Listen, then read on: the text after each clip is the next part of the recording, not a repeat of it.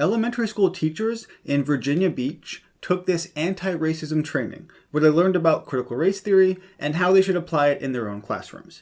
And it included gems like this idea. One of the most freeing things that white people can do, or actually any human being on the planet could do right now, is to just say, of course I'm racist. Of course I'm racist. And presumably, people like this would want everyone to admit that they are racist, even though it's not true. And this is a very common thing when you look at critical race theory. Because if you admit that you're racist, then you have to believe everything else that they say, that you must abide by all of the principles that they espouse. And that is the problem with anti-racism, which we'll address a little bit later. But they also change definitions of very clear words, like bias. Self-assess any biases that we may have. And biases would be believing that some ideas of people are better than others, right? And I'm going to leave this up here for a little bit longer to show that she didn't misspeak. And if you believe that some ideas are superior to others, I suppose that makes you biased based on these definitions. Do you remember this lady from the beginning who said we were all racist and we should just admit it? Well, now she's back, and she's going to explain exactly why she thinks we're all racist and how she can make such a broad statement. If you grew up in a house that spoke French, and you, as a baby, just started laying in your crib, listening to people speak French over you, you wouldn't have to do anything to start gaining proficiency in the French language. You would just speak it because that's what's being spoken around you. Well, where's she going with that? Is she trying to say that French is racist? And let's be honest, it probably is because pretty much everything is racist. But no, this is what she's trying to articulate. Our society speaks racism. It has spoken racism since we were born. Of course you are racist. Effectively, our society speaks racism. And so if you are born in our society, if you are American, then you also speak racism. French is to France as racism is to America. That's essentially it, like one of those old SAT questions. And now she goes after those who think that all people are equal. Tiny things. I say, if you really are a person who's like, I believe everyone is equal. I believe everyone is equal. Is your bookshelf equal? Are the restaurants that you go to equal? Are the physicians and the professionals that you hire in your life, are they equal? Is your social media feed equal? Now, if you don't understand why that is an absurd statement, let me lay it out for you.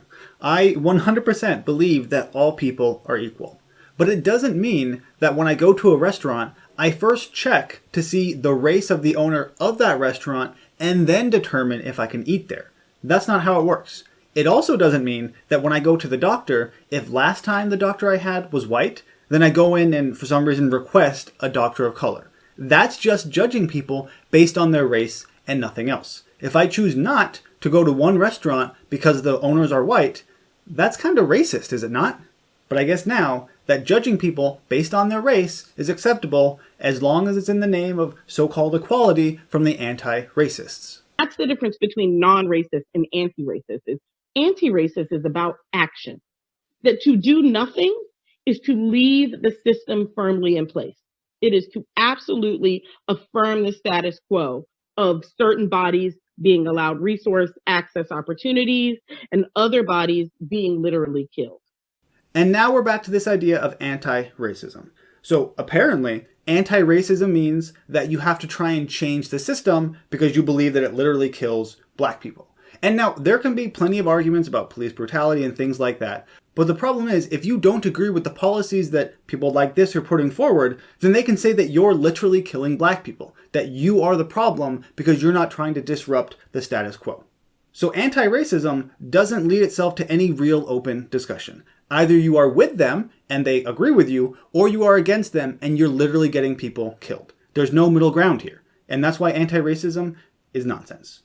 And this is why anti-racism requires you to support so-called anti-racist policies. You can't truly be anti-racist unless you agree with the leaders of these anti-racist movements in every policy.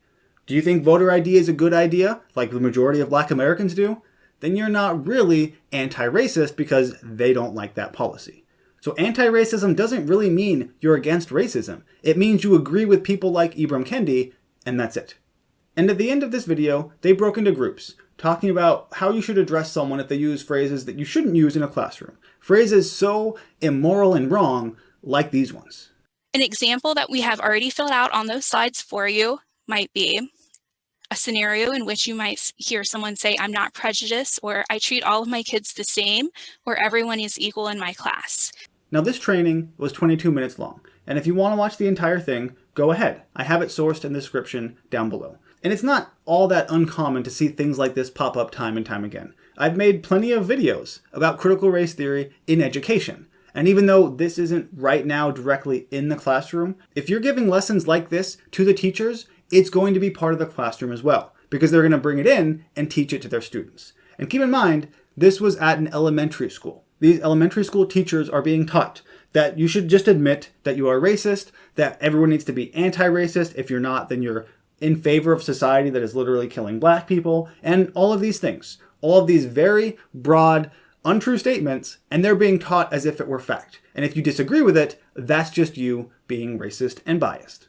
And if you want to learn more about critical race theory in education, be sure you subscribe, because I have covered a number of videos just like this one.